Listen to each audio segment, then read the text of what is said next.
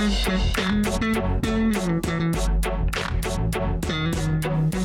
morning, evening, afternoon, whenever you may be listening. Welcome to another episode of the Dear John podcast. Yeah, y'all, I slipped up. Looks like we've gone a couple weeks without an episode. My apologies. Actually, what happened is that there's one episode that's missing. Episode 9. Got like a lost episode now. I think a couple people might have heard it. I don't know what happened to it. Can y'all hear me scratching my arm? Hope not. Anyway, um, yeah, I think we're missing an episode, and sorry about that. I'm trying to recover it, figure out what happened to it. I don't know, but once again, this is like a one-man operation where I do everything on my own, and it kind of gets tough keeping track of everything. But I'm gonna try to find that, get it back to y'all. But in the meantime, let's get started with this week's episode. Since I last talked to y'all, let's see, we're in the new year now, and I've been trying to do some of the new year things. Finally organized, rearranged my walk-in closet. I always kind of felt like I had like a mini hoarder's kit in my walk-in closet because I just have a lot of shit that I haven't gotten rid of over the years. I tend to attach memories to things. Like, oh man, yeah, that shirt reminded me of the time when, and it ain't like I could ever wear it again any place. So I just did a purge and got rid of a bunch of stuff. Because I'm going to tell you what, it's nothing like watching an episode of Hoarders to get me to straighten this closet out. Because I'm like, yeah, that's going to be you. This shit's going to spill out of the closet. And next thing you know, you're going to be on that damn show sitting in the living room and telling people you can't get rid of a picture frame with broken glass because you attached to it or whatever. Not that I actually have that. I just seen the show and see what kind of weird shit people keep. It's really fascinating. I mean, I understand it's a disease, but you know, it just seems like some diseases can be cured by slapping the shit out of people and being like, man, what the hell wrong with you? Throw that shit away. But again, some people need help. They have issues, and violence isn't always the answer. But you know what? It can be tried in some cases. Anyway, that's what's been going on with me. I had a pretty interesting weekend. This weekend it was the Women's March in downtown LA, and I went to go check that out. Had a interesting experience there. Some of y'all might have read about it on my Facebook post. Don't want to get too much into that one here. Want to help y'all out with your dating and relationship advice. That's what you here for. So let's get into some of our emails. See what y'all have sent me this week. See where I can help y'all out. All right, let me get the first email. Open that up. This one's a little difficult to open. That really sounds like I'm opening a magazine. So let's do a little better job of this.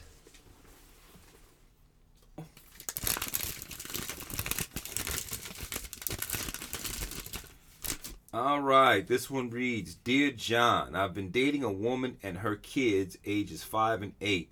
They are both out of control. It's embarrassing when we go out and they start acting up. When is it okay for me to yell at them? Well, tell you what, that's going to depend on who's paying for everything. If you're paying for all of them, then you have every right to open your mouth. Besides, this is a reflection on you. I mean, I know you ain't the daddy, but in a way, you're playing that role in a sense where you out and people are looking at you to control the situation with those kids. I mean, look, I know a lot of folks who have kids and they're no longer with the other parent, and you know they don't want their ex's date, boyfriend or girlfriend yelling at their kids or something like that. And I get that, but look, I would never hit somebody else's kid. I'm not gonna do that. But I will give out plenty of your sit your ass downs. Okay, you gonna get a sit your ass down from me. And sometimes it's for the safety of the kid. Let's think of it like this: if the 5-year-old is about to run in the street, you damn right he or she's gonna get your ass back over here from me. And you may say, well, why so harsh, man? Why you gotta cuss at the kid? Because in that moment, the kid needs to be afraid of not doing what I say. Okay? I can't afford to be diplomatic in that sense. I ain't gonna be nice and say, please don't go into the street. You might get hit by a car. No. Ain't no time for that. And you use the cuss word because it's like a shock. I don't normally cuss around somebody else's kid in normal conversations. So I keep that cuss card up my sleeve so that when I do use it, it's effective.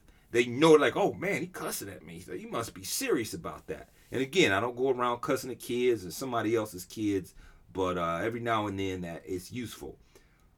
Look, let's just be honest. Some people have bad kids. And I know some of y'all from the feel-goodery school of thought thinks there's no such thing as a bad kid. And I'm letting you know right now there absolutely is. It may not be the fault of the kid, but it's still a bad kid. You don't want your kid acting like that, I'll bet. And there's this that's like saying there's no such thing as a bad apple. Just show me 2 apples, all right? One is ripe, shiny, has a good color, and then you have another apple, got holes in it, look like it has soft spots, the skin's been bruised. Which one you gonna take? So if you have the choice of babysitting 2 kids, and let's just say one, she does her homework on time, says please and thank you, goes to bed on time, maybe even early, without you having to ask or tell her. All right? And then the other kid that you have a choice of babysitting likes to start fires and likes to put the goldfish in the microwave and calls his grandmother whore. But which one you gonna want to babysit? Between that kid and the apple, you gonna choose one. All right? And one of those kids and one of those apples are bad. I'm just saying. You know which one the bad ones are. Y'all need to stop playing. Anyway, listen, man. Just, tell the kids to sit their asses down somewhere when they start acting up. At least once. I mean, speak up. Just see how they respond to it. They might laugh at you. They might not do what you tell them to do. But you at least, in some situations, man, you got to say something. You just can't be out in public and letting kids be a nuisance to other people who are trying to do stuff. Because you know what? Somebody may do it for you. And you may not like that very much. All right, let's get to the second email.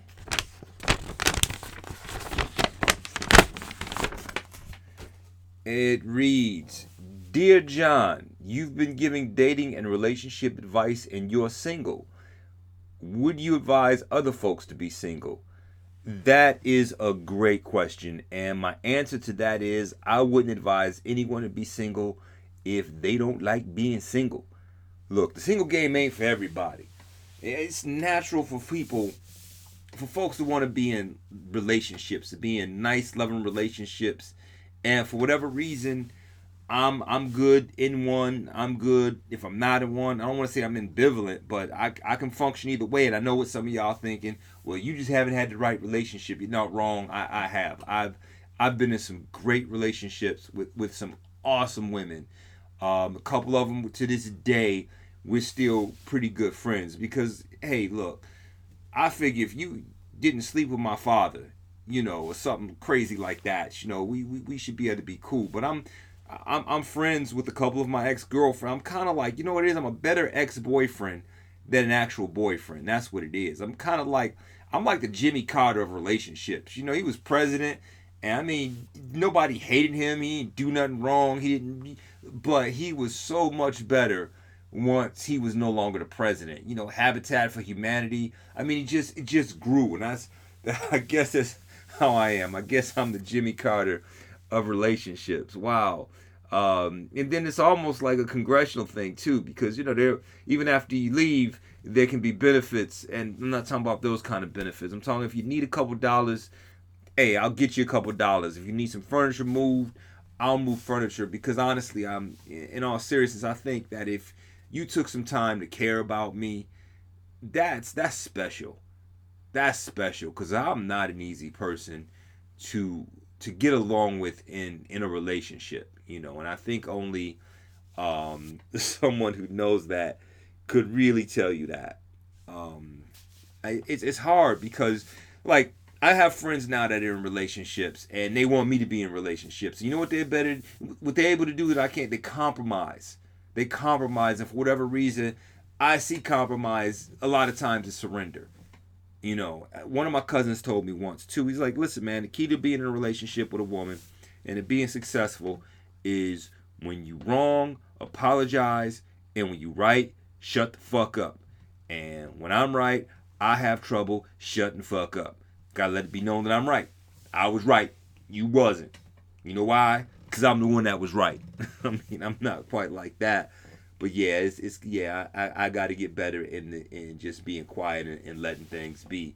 Um, but yeah, and then there's just like simple everyday things. When you've been single for a long time, like I have, you're used to kind of just coming and going as you doing as you please and not answering to anybody.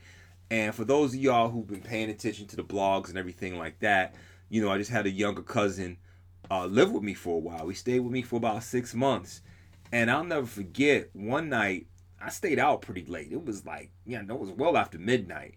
And he hit me with a text like, "Yo, you coming home? You okay?" And I took umbrage with that. I was like, "Yo, hey, man, I'm not used to answering nobody. People asking me questions about when I'm coming home." And he just wanted to know if I was coming home because he came from a civilized environment with his mother, where I guess if you were gone for a couple hours or for a couple days, you would let the other person in the house know that you were okay, and the police didn't need to be called. But my first reaction to that was somebody was trying to tell me what to do, or I don't know. It's just tough. I'm just used to doing things my own way on my own time, and again, I can do that. Everybody else can't. It's just me. Don't even have a pet. Don't even have plants. I'm the only thing breathing up in my place. You know. But yeah, and don't get me wrong. I think it's great to be in a relationship. I mean, do I get lonely sometimes? Yes, I do. Every 6 or 7 months, I get lonely and wish that the only laughter at the television wasn't my laughter, because there's nothing like binge watching a TV series with somebody, and you know, one person gets a little ahead on a couple episodes, and other person, oh, you cheating on me, you cheating with you TV cheating, you watching episodes ahead of me, and that's a cool thing. You're connected to something, and that's beautiful. But you know, it's also beautiful not hearing, I don't want to watch that, when you want to chill out and watch something. Because when you're in a relationship, you can't always be in one room watching one thing while she's in another room watching something else. You can do that every now and then, but you start doing that for a while, and you know what? She gonna want you to start going to counseling. And when you start going to counseling, and you have two people telling you what you need to be doing. Yeah, of course, sometimes it sucks watching House of Cards by myself, but at least there's no debate about it. I will say this about being single.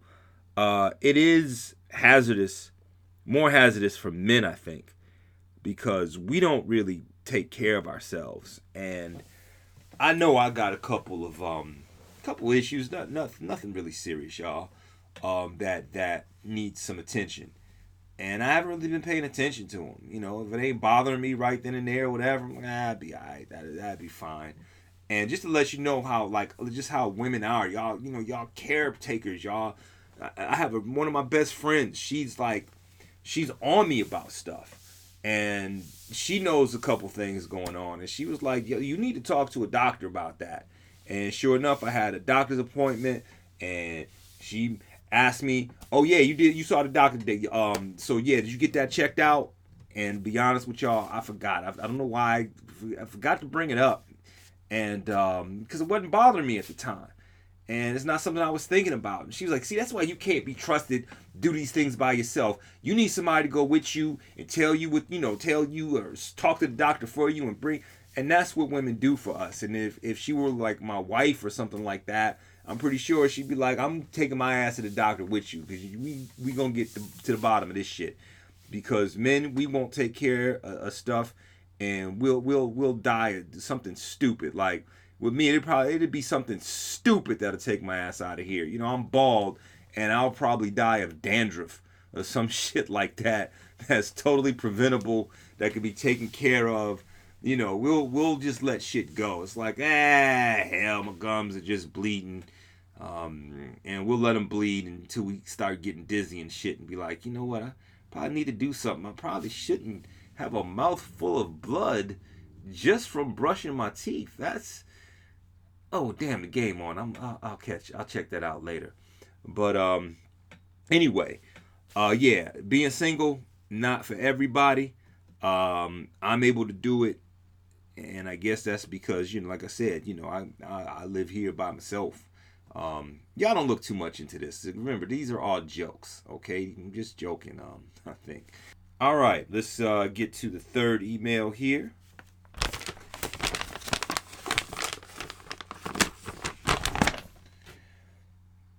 Dear John, have you ever dated someone with different political differences? What would be too much of a difference for a relationship to go forward? That's a tough question, because I guess it depends on how political each one of you are, and of course how deep the political issue is.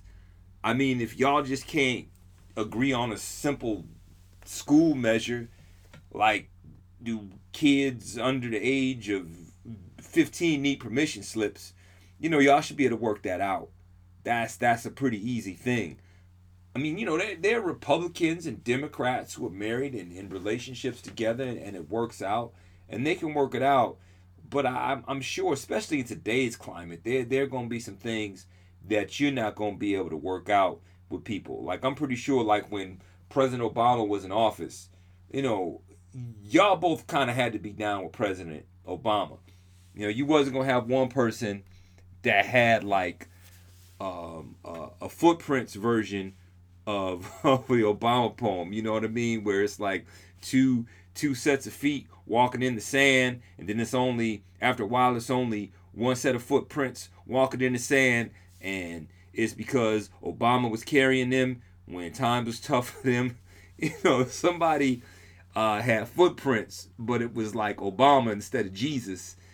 You weren't going to really be able to be talking about Mitt Romney or Sarah Palin or anything like that. That wasn't going to work out. Also, I don't think it could work out like now if one person's a huge Michelle Obama fan and the other person want to try to tell them that Melania Trump is a better first lady. All right, because telling a Michelle Obama fan that Melania Trump is a better first lady that's kind of like going to a Beyonce concert and saying that Beyonce, just saying out loud, you're at a Beyonce concert, saying Beyonce should be opening up for Cardi B. That's what she needs. She need to work on getting like Cardi. You do that at a Beyonce concert, somebody would literally kill you. They would cut your throat. All right, and then sew it up and give you CPR until you revive, and then they would kill you again, only more slowly, and then they would feed your remains to pigs that were allergic to humans, so you would come out of the pigs as diarrhea. That's how people feel about Michelle Obama. So do I. Just letting y'all know. And I like Beyonce too. Don't come after me. I only have one experience with this. Actually, nothing real serious. I was gonna date this model, this sister. She was like way right wing Republican, and this was during like the Second Gulf War, and she was convinced that weapons of mass destruction were there when everybody knew there was no damn weapons of mass destruction. We saw Colin Powell all uncomfortable about lying to everybody about it, but she was convinced, and she was like, they're at the bottom of the Euphrates River, and I'm like, get out of here. And she even like sent me a link to some little janky website. I mean, nothing about it looked professional. It was like some crazy shit, and they were basically saying that the weapons of mass destruction were at the bottom of the Euphrates River, that Saddam Hussein had them dumped there. And I telling her, I'm like, look, if you know that they're at the bottom of the Euphrates River, trust me, the U.S. government would know they're at the bottom of the Euphrates River, and they would go get those things, because that's their justification for the war. The hell out of here. But no, we weren't able to really date. And then I actually ran into someone that we were talking and never went anywhere, because it became, apparent that she was like really conservative and I wasn't. And it was funny because y'all know I mess with people. I joke a lot. And this is like right after President Obama got into office, and I saw her, and she's like, "Oh, hey, how you doing?" And I was just being stupid. I'm like, "Oh, I was fine until old boy got in the office, and she's like, "Oh, I know you're right," and I kept talking about how how dismayed I was and how messed up it was that President Obama won, and she kept agreeing to the point where I was like, "Wait, she's not laughing. She's not looking at me like, boy, you crazy. She is dead serious about this." That would have never worked out. Hopefully, people can do that. I mean, it's the mature thing to do, but man, I mean, we live in such politically charged times. You know, you can't have someone Antifa and the other person a neo-Nazi. It just ain't gonna damn work. All right. Hell, it's hard enough. You better not be watching House of Cards, and you want the others. You know, you ain't with the Underwood. You with somebody else, even though they murderers. I'm pretty sure folks get in fights over that. Anyway, y'all. This has been a cool episode. Thanks again for the letters. If you want some relationship advice from a lifelong bachelor, impossible commitment, folks, send them to dearjohnpodcast@gmail.com. And again, y'all can catch me on the Twitter, John B. Moody. That's my Twitter handle. What's the other one? Instagram, JBMoody716 at Instagram. And of course, y'all know y'all can catch up with me on Facebook. Let's try to meet here again in like another week. Maybe I'll try to get 2 episodes to make up for that lost episode. Anyway, thanks for tuning in, y'all. Enjoy the rest of the week, and I will catch y'all later. Try this on the side. Yeah, bottoms. Big bag of bottoms. Bump for you boys on the block. Okay.